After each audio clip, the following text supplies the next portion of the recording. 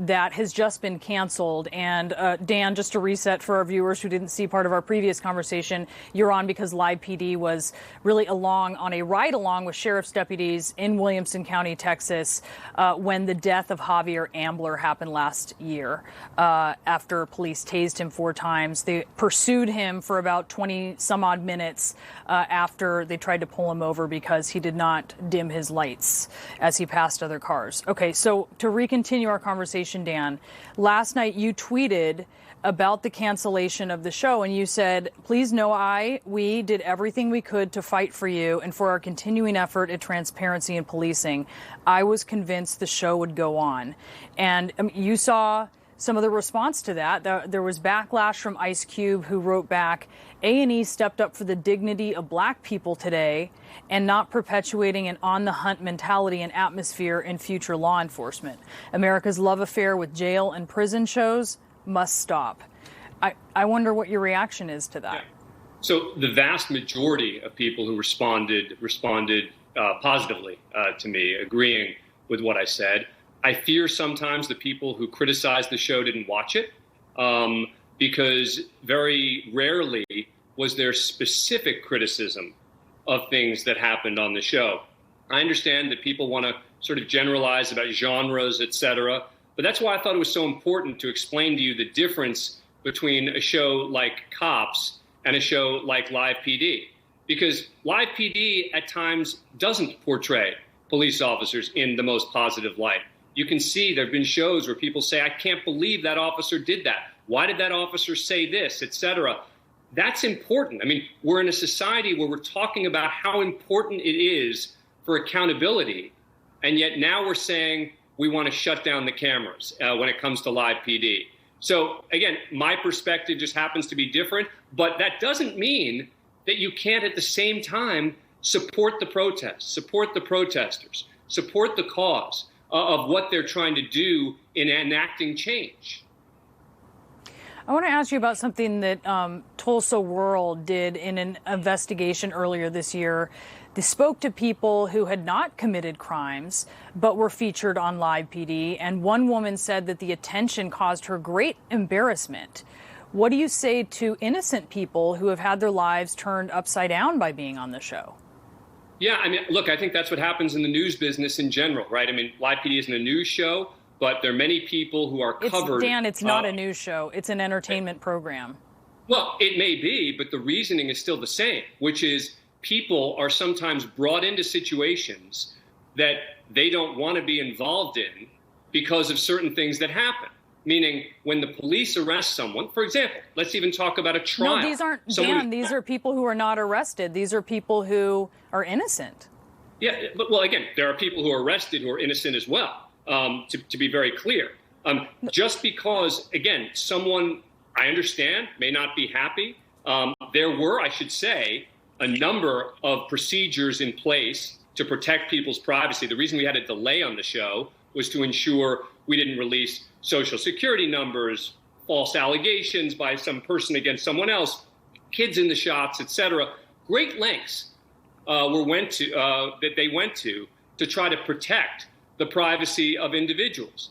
There were certain people who were on public streets who were questioned, pulled over, whatever the case may be, by the police. Again, I know you don't like the comparison, but in the news business, when you are on the street, on a public street, they can film you there. And that's the same thing that would happen with us. But Dan, you know the news business. That is not the news business. Wait. It's not the news business that we end up filming on streets and end up filming. You're telling me Live PD is a news show. No, I'm telling you that there is a news element to Live PD. Absolutely. Does not apply the same standards that a news show does. But there's a lot of the news elements. All the people in that control room who worked at Live PD had news backgrounds. The shooters have news backgrounds. This is a documentary style show. And I think it's unfairly dismissive to simply say it's an entertainment show, because this is real life. These are real police officers and these are real people involved. And we took all of that incredibly seriously. I want to ask you, now that you have, look, what we've seen here in the last 2 weeks, and you have the benefit of hindsight, and you know that the show omits key things. I mean, it doesn't show the whole picture. If it's I can't imagine a documentary at all that doesn't show when people are killed at the hands of police. And I know you're saying that's an A. You're saying that's an A and E, or even the lead up, because you know there are ways to communicate the truth of what happens without showing it. But even the lead up to it, and you seem to be relying on an A and E policy and just sort of hanging your hat on that. And I just wonder, with the benefit of hindsight, what you think. Yeah, I know it's horrible that A&E had policies, but that's the way you try and keep a show like this within certain parameters. There was a policy not to show fatalities on the air. Again, I have just told you that I think in retrospect, we should have shown that. But this idea that, a documentary would be totally different. In documentaries, every day, they show certain portions, they clip it, they put it together. We do that far less. We're actually just riding along with them at times. We weren't live when this happened. We weren't on the air when this happened. We didn't decide while we were on the air not to go to this. Again, I think even on tape, it would have been better, now in retrospect, to have shown the events leading up to it. But that is not a fair, in my view, indictment of Live PD on the whole. Does it make sense to you, though, in having made the mistake, as you admit, certain things should have been shown that weren't? Does it make sense to you that Live PD has been adjudicated as it has been to not be something that should be on TV because it made mistakes? Well, no. Again, I don't think that Live PD is not on the air because of that incident. Live PD is not on the air, in my view, because there has been a massive movement in this country, which includes, for many people, eliminating any programming involving police. I think when it comes to Live PD, that's a mistake. I think that we were preparing to have discussions about ways we could incorporate some of this this recent activity, positive change that's going on in the world into the show. You don't think the Javier Ambler case had anything to do with why Live PD was canceled? I do, but you just said it was the reason it was canceled, and I'm saying that I don't think it was. I'm saying I think it was a piece. I think it was one piece, and actually, I think of all the reasons, that's not the right one. I mean, if you want to create reasons not to like Live PD, it seems to me that shouldn't be the one. Because if we had aired it at the time, we would have gotten criticism. Again, I think we should have. But we would have been criticized for showing that event at the time. I understand the concern about the retention of tape policy, right? It doesn't, I get that it's a hard thing to convince people of, that actually it came from a good place of trying to avoid being an arm of law enforcement. And I also get that in retrospect, a year later, we should have kept it. But none of that, to me, goes to the fundamentals of what Live PD is about. Have you seen, Dan, the family's reaction to the death of their son and wishing that this video had been out?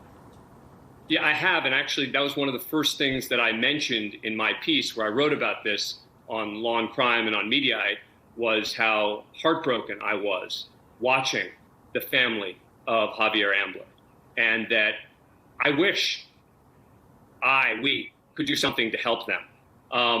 And we don't have it. But let's also remember there is this body cam footage.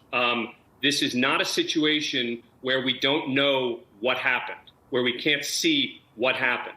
That's not to say, and therefore you guys are totally off the hook. No, but there is body cam footage. And I wish that people were focusing more on the investigators in this case, and they were saying, wait a second, why didn't you guys ask Live PD to hold the video? Why didn't you demand the video? Why didn't you use it as part of your investigation? Those are the questions that I think are the first round of questions. Then the second round of questions can be asked of Live PD. But I'm just amazed that that hasn't been the focus of the attention here, as opposed to on a program that promotes transparency in policing. that doesn't show the whole story. I just want to be clear about that, Dan. You leave stuff out. Stuff has What does that mean? gotten What does that left mean? out. Doesn't show the whole story. What does that mean?